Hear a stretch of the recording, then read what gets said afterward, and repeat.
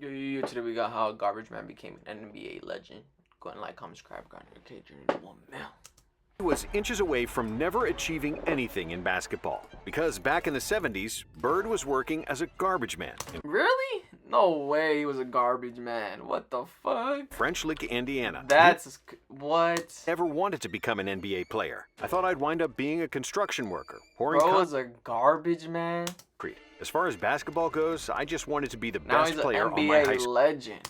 team. However, thanks to some luck and a coach who refused to give up on him along the way, the world was able to experience the basketball genius of Larry Bird. Bird would go on to become the best shooter of his era, an underrated defender, and one of the greatest rebounders ever at his position, all while being one of the best trash talkers in NBA history. He just shook his head at me. He said, man, it's going to be a up night for you. Riley once said that if he had to choose a player to take a shot to save a game, he'd choose Michael Jordan. But if he had to choose a player to take a shot to save his life, he'd take Larry Bird. This is a story of how a garbage man became an NBA legend.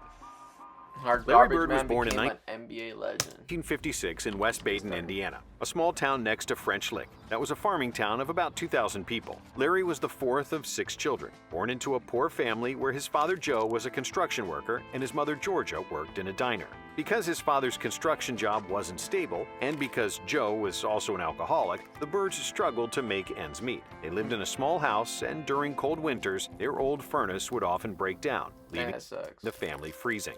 Due to financial difficulties, Larry would often be sent to live with his grandmother in French Lick, and being poor weighed on Larry a lot, and he always said that poverty was his biggest motivator in life. Me too. I feel like that's everybody's motivator. As growing up, you don't realize that you don't have anything because you never had it in the first place. That's so true. Oh, that's crazy. Growing up, you don't realize that you don't don't have anything. You don't have anything because you never had it in the first place. That's making crazy. some money and looking back, I remember all of it, and I don't want to be like that again. That's right. But his saving grace was playing sports. Sports was a big part of our lives every day. There was never a day we didn't do something, whether it was baseball, basketball, or football.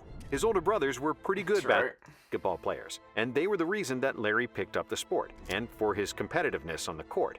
Younger brothers often make the best ball players. Children who grow up chasing older siblings play up, and it's an advantage when they start playing against kids their own age. Larry was about 13 years old, 6 feet, and 130 pounds when his father promised him $20 if he made the freshman team in high school. Back then, $20 to Larry was probably what $1 million is to him now, maybe even more. So he kept practicing really hard, and to his amazement, Larry realized he loved playing ball more than anything else in the world.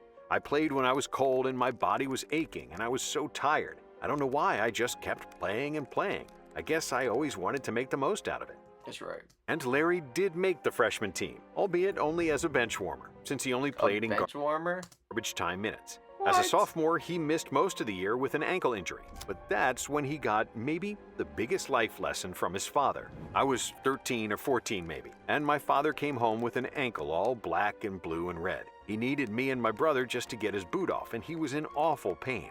But the next morning, we got the boot back on and he went to work. Dang. Really made an impression on me.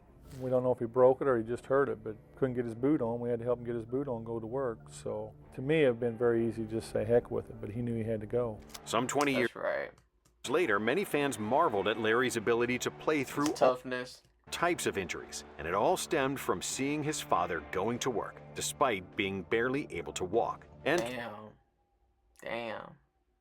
Because he knew if he didn't go to work that day, they weren't going to eat. While he was nursing his own ankle injury, still on crutches, Larry was shooting in the driveway every day, hitting 200 shots before school. Once his foot healed toward the end of his sophomore year, the coach unexpectedly put him in the game. And that's when all his practice paid off. That's right. Confidence came from me shooting basketball by myself for hours upon hours. I mean, it's not, I didn't pick up a ball on a Saturday and decide I was going to score 40 a game. I mean, that preparation came way before that. With a minute left in the game, Larry made the game-winning free throws. And for the first time ever, his name made the local paper. It was after that game that Bird started listening and applying everything his coach explained about basketball fundamentals, and Larry began practicing these skills to the point of obsession. When he returned for his junior season, Bird grew to 6'3", Dang, 6'3"? refined dribbling skills, and a knack for passing. Larry knew that senior teammate Steve Land would handle the scoring, and that he'd help his team the most by being a passer, falling in love with the feeling he received any time he made a pass that led to a bucket. But his coach realized that Bird was only trying to dish the ball and threatened to glue him to the bench if he didn't start shooting. And Larry listened to him, becoming So bet that up. I'm gonna shoot out my ass the off. second leading scorer on the team, Bro shot his averaging ass off. 16 points and Dang, 9 16 assists points? per game. At As a that high point, schooler? Bird was a Not good bad. high school player, but not a great one, Especially back as his then. junior season was the first year he played consistent minutes of organized basketball. This So footage is so old. The fact that they have nobody it. could even imagine what would crazy. happen in Larry's senior year, when Bird transformed from a solid player to an absolute monster.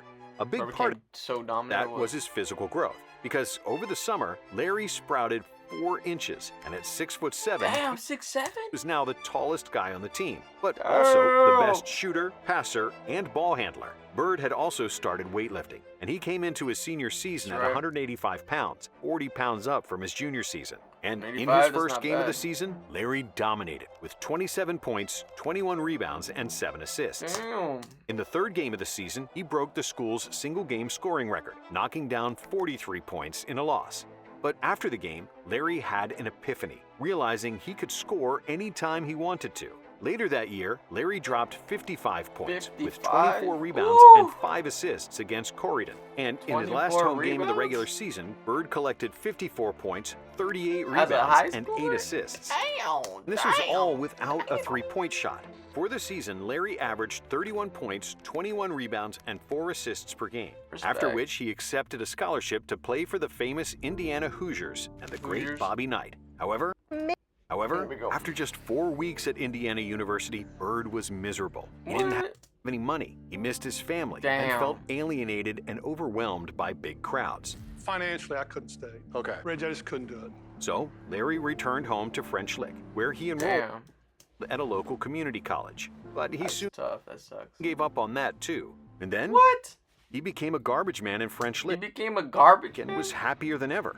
I loved that job. It was outdoors, you were around your friends, picking up brush, cleaning up. I felt like I was really accomplishing something. How That's many crazy. times are you riding around your town and you say to yourself, why don't they fix that? Why don't they clean the streets up? And here, I had the chance to do that. I had the chance to make my community look better. What And the fuck? even though he lived a peaceful life, tossing garbage bags and How long was he working as a garbage fixing man? benches in the park, Larry's family life soon turned into a disaster.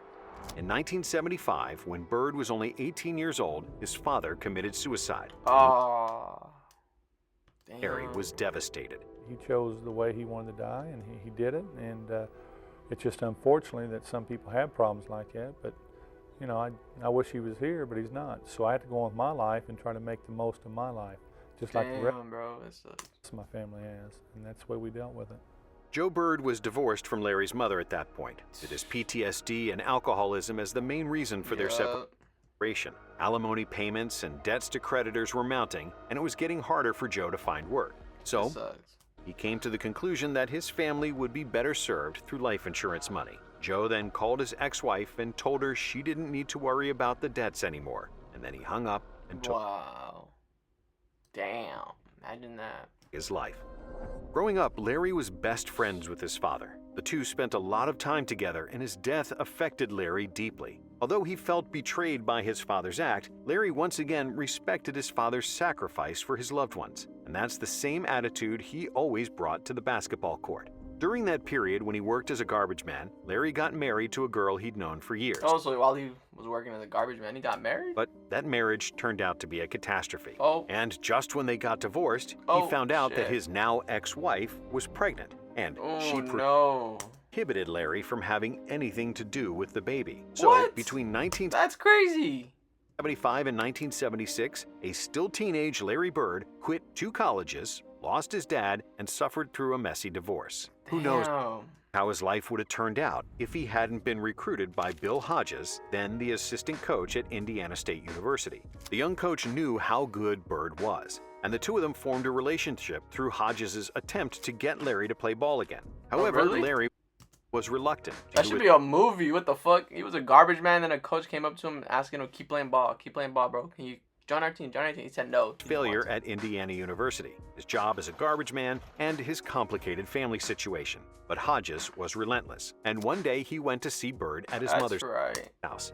Larry kept talking about a buddy of his who could really play ball, but nobody knew about him because he never went to college. To which Hodges replied, "Yeah, Larry, they're going to say that about you someday." Oh. After that mic drop, Hodges got up and left without even saying goodbye. And 2 days later, he got a call from Larry, who decided to join Indiana State, which would change his life forever. If Bill Hodges hadn't been as persistent as he had been, Larry Bird might never have existed in any of our minds. That's crazy. That with all my heart. In his first season for the Sycamores, Larry, who is now 6'9", immediately proved that he was a basketball genius, averaging 33 points, 13 rebounds, 4 assists, 3 steals, and a block in 28 games. Well, started playing, it's the same old thing. You know, he's at a small school and he ain't playing against anybody, which is fine. Still dominated. During his second season at Indiana State, Bird averaged 30, 11, and 4. Damn. And was voted a consensus first-team All-American. Larry intended to return to Indiana State for his senior season, and the NBA rules at the time stated that players must spend 4 years in college to be eligible for the NBA draft. Also, that was back then. You had to be. So in 1978, nobody in the NBA was thinking about Larry Bird, except for Red Auerbach, the general manager of the Boston Celtics. Auerbach didn't think that he could find a superstar in the 1978 draft, and he believed that Bird was going to be the first pick in '79, and that the Celtics wouldn't be able to get him then. However, because Bird enrolled at Indiana in 1974, but dropped out only a few weeks into his first semester, by technicality, he was eligible to get drafted. Still, drafting him was very risky, because Larry could re-enter the draft after his senior season, but Auerbach was willing to gamble, and with the 6th pick in the 1978 draft, the Celtics picked Bird, which was a shock to the rest of the NBA. I just think that Red took a gamble because he had the 6th and the 8th pick that year. He wanted me. And why didn't he wait to the 8th pick?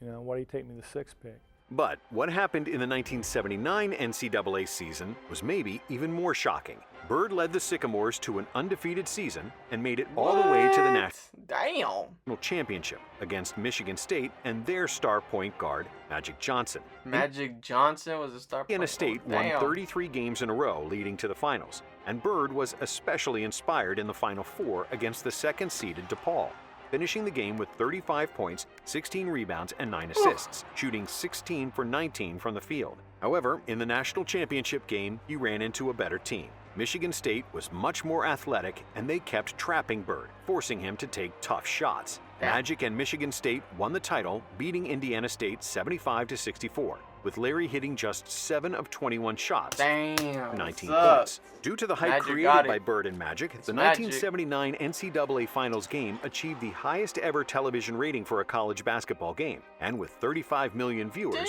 that record still stands today.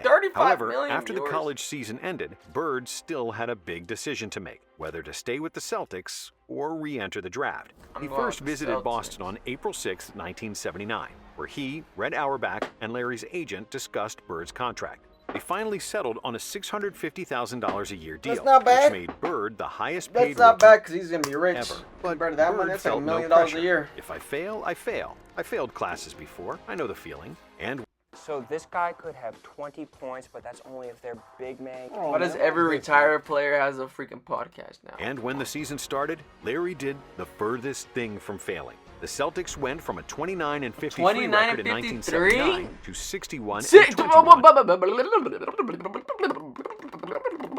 Celtics went from a 20, 30, 40, 50. Damn, just adding Larry Bird gave you 40 more wins? Damn, what the fuck? 29-53 record in 1979 to 61-21 in 1980, Jesus and the best Lord. record in the NBA.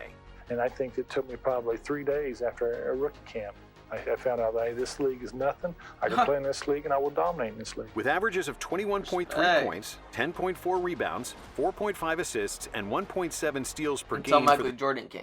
season, Larry was selected to the All-Star team, made the first team All-NBA, finished 4th in MVP voting, and won Rookie of the Year over Magic Johnson. But in the Eastern Magic Conference Finals, Johnson? Julius Erving's 76ers proved to be too tough, and the Sixers spoiled a championship meeting between Bird and Magic. And then, in the 1981 season, it was Magic who failed to reach the finals against Bird. With the addition of Kevin McHale and Robert Parrish, who came in a trade dubbed the Oh man, they made that team the greatest team. the Celtics assembled arguably Dynasty. the greatest front court in NBA history. The one thing that we did my second year, we picked up Robert Parrish and Kevin McHale. Dude, that was the greatest pickup ever. That just completed the dynasty. We didn't know how they was going to fit in, but they fit in very nicely. And Boston won 62 games in the regular season. Bird finished runner-up for the MVP behind Dr. J, and in the playoffs, the C's swept Chicago, then avenged the loss to the Sixers in one of the most thrilling series Yeah, ever, what? with 5 of 7 games decided on the final possession. And after they won Game 7 by 1 point, Boston By faced 1 point. the Houston Rockets in the NBA Finals. Bird didn't have a great shooting series, hitting just 42% of his shots and averaging 15 points per game. But he also averaged 15 rebounds, 7 assists, and 2 steals, Damn. winning his first NBA championship in just his second season in the league. Dang, so his second season he won. Damn. Cedric respect. Maxwell was named the Finals MVP because he averaged more points than Larry, but there was no doubt who was the best player on the Celtics. after we won the championship in '81, I feel like we had a good enough team where we could start a destiny and win a lot of dynasty. championships. In the next 2 years, Bird's numbers continued to rise, and he finished second in MVP voting in both seasons. In 1983, he was third in voting for Defensive Player of the Year, despite his reputation as a slow-footed, unathletic player. But even with the stellar play from Bird and the ascension of Kevin McHale, the Celtics regressed, losing to the Sixers in the '82 conference finals and getting swept by Milwaukee in '83. With a bitter taste of disappointment after that loss, Coach Fitch resigned and was replaced by Casey Jones, an 8-time champion as a player from the Bill Russell era. And with the new coach, the addition of a great shooter in Danny Ainge and stellar defense from a veteran point guard Dennis Johnson, the Celtics were on the rise. In 1984, Bird averaged career highs in scoring and assists, with 24.2 points and 6.6 dimes per LeBron did that. along with 10 rebounds. Larry also 10 led the rebounds? league in Damn. free throw percentage. He made the all-defense second team, and after finishing second in MVP voting for 3 One-footed. consecutive years, Bird was finally named Bird. the league MVP. In the playoffs, Bird was playing the best basketball of his career, shooting over 50% Yes, sir. in every playoff series, seamlessly dropping 30-point games and double-digit assists. After they got past Washington and New York, the Celtics dropped the Bucks in 5 games to avenge the loss from the previous season and make another NBA Finals against Bird's oldest foe, Magic Johnson. Oh, Playing dang, against that's the Magic. greatest finals ever. That Lakers was, versus Boston. Something that I always dreamed about since he beat Larry us Bird in versus college. Magic In a Johnson. hard-fought series, it took 7 games to decide a winner. And in the final game of the I season, think Larry Bird won. both teams struggled with their shot, including Larry and Magic. I think the remember Boston. I think the we Celtics We won. didn't shoot the ball extremely well, but we played hard. We got all the loose balls. We did the things that was necessary for us to win. But the Celtics Yep, were more I knew poised they won. down the stretch, winning 111-102 to secure another championship parade in Boston. And with 27 points, 14 rebounds, 4 assists, and 2 steals per game, Bird was named the Finals MVP. 27 points, In the following 14 season, rebounds. Bird was again Damn. named league MVP, and the Celtics faced the Lakers in the finals once more. But this time, it was Magic and the Lakers who came out on top, with Kareem winning the Finals MVP. For Dang, the so the 80s Lakers got their revenge. season, the Celtics traded Cedric Maxwell for Bill Walton, a former Ooh, MVP that's a center good- who was struggling to stay healthy. But the gamble paid off, and Yep. Walton shined in his role as a sixth man, as the Celtics played one of the best seasons in franchise history. They finished with 67 wins and 15 losses, and including the playoffs, they lost just 1 game in the Boston Garden, going 50-1 at home Damn, 50-1 for the season. Larry Damn. was at his absolute basketball peak, averaging 26, 10, and 7, with 2 steals and near 50, Dude, that's a foul. 40, What 90 the shooting. fuck? During a long regular shoot season, that? Larry would often get bored and had to find extra challenges to motivate himself. He would just And shoot crazy shots. for a to make game them. against Portland in February, Bird surprised his teammates and journalists by saying that he would play the whole game with his left hand. What? And despite barely touching the ball with his right, Larry finished with 47 points, Damn. 14 rebounds, and 11 assists, including a game-tying shot in regulation and a game winner in overtime. If I remember the game correctly, they were forcing me left to help. And they wasn't getting there quick enough, so I had shots around 5, 6 foot with my left hand. I felt more comfortable with my left hand there than I did my right. Then once I got started making a few, I just kept going. It was one of the greatest games of his career, on par with his career-high 60 points from the 1985 season against Atlanta. Larry was hitting jumpers left and career right number? from impossible angles, getting into such a zone that the Hawks bench even jumped out of their chairs. Even the Hawks are like, oh, damn, how's he making those? Even Possible angles, the getting opposing into team's such like, a zone what that the the Hawks fuck? bench even jumped out of their Oh! chairs and cheered for him, which got them fined by their coach. The announcer let me know every time I scored. So he go 48, 50, 52, and when it got to that with like 3 or 4 minutes to go, I thought I might as well go ahead and try to get 60, and that's what I did. Then That's right. I got something that'll cheer you up, Jack. I go the other way. Now we need someone to make us believe you got this. 3 companies are taking over the world right now. Vanguard, BlackRock, and State Street have a combined 20.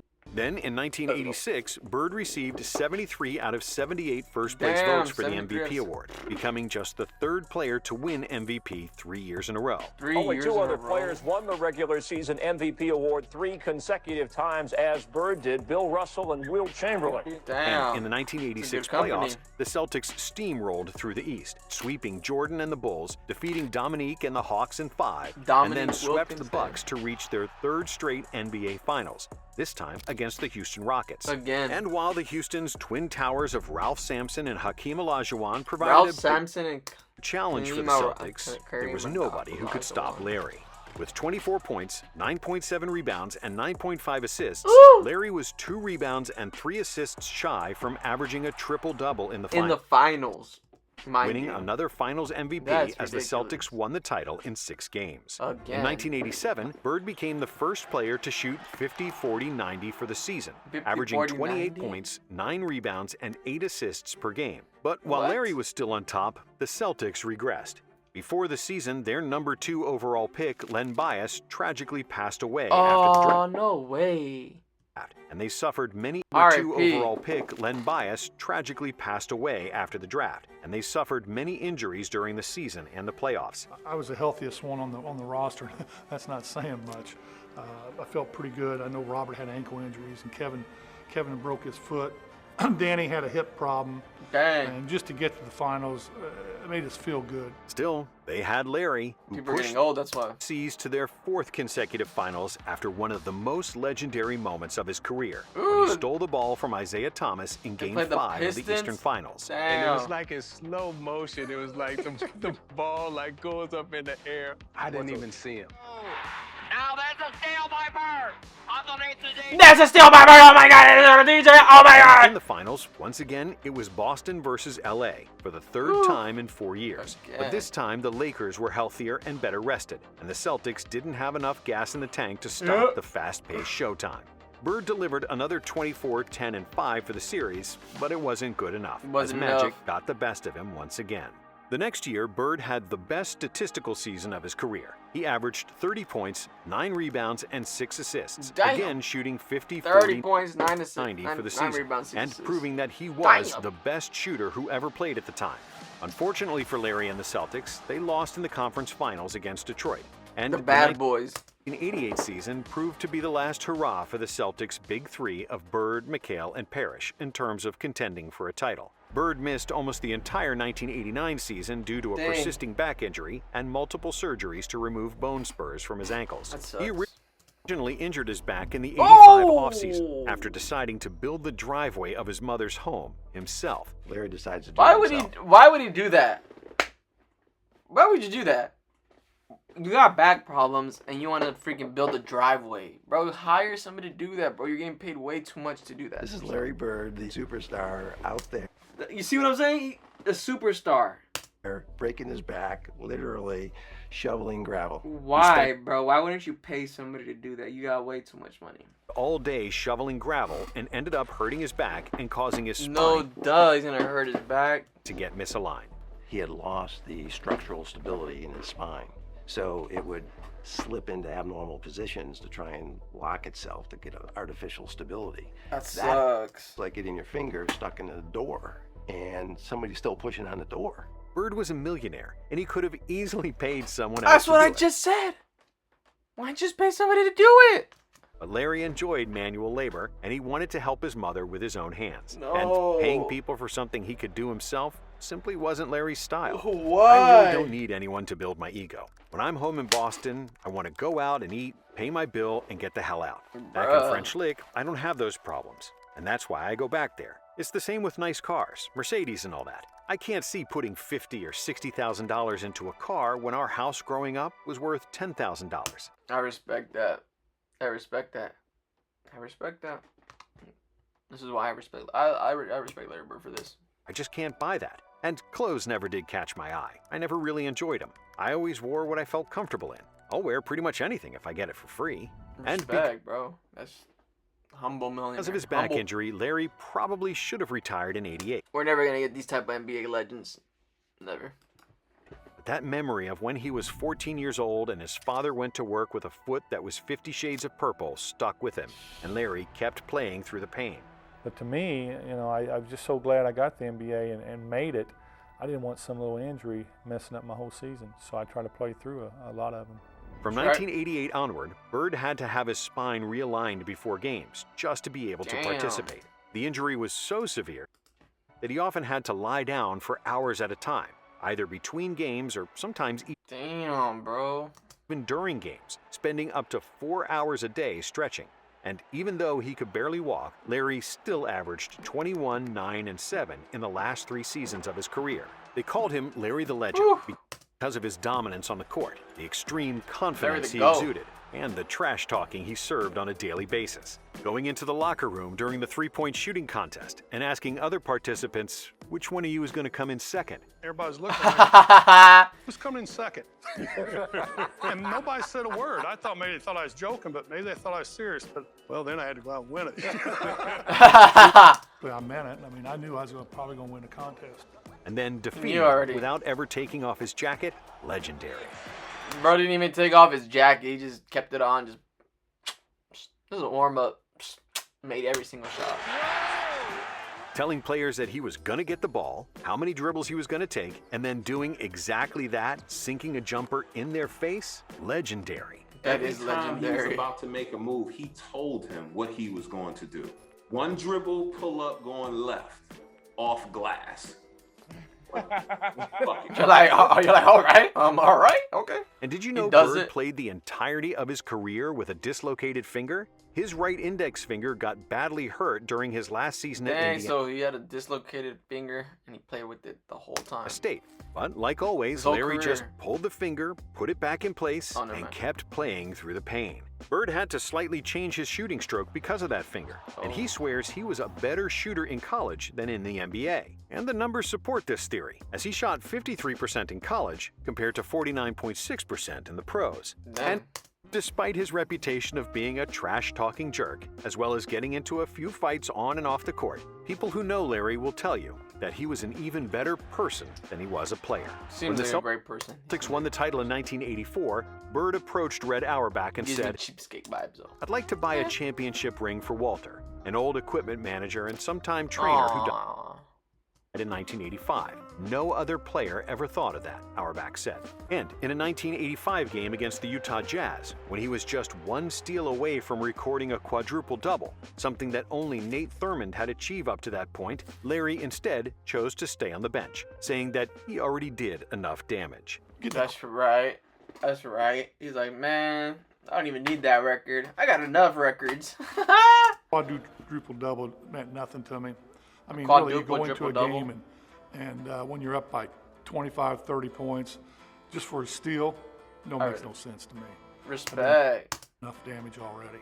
And that's the perfect example of the duality That of is the Larry Bird. perfect example. On one hand, he was an uber-confident SOB that would destroy your soul on the court. But he was also a modest country boy who used to pick up I like his modestness. garbage in French Very Lick modest. and felt it was immoral to buy a Mercedes. Well, like I said, when I grew up, I never went away from French Lick, so this is all I really knew. It's not that I think this is the greatest town in the world, but it's my hometown. This is where my family and friends are, so it's important to me. Thanks for watching. And if you liked Respect. Shout out Larry Bird, the man who was a garbage man, became a legend. Like, comment, subscribe, get your new meal. Bye, have a great time.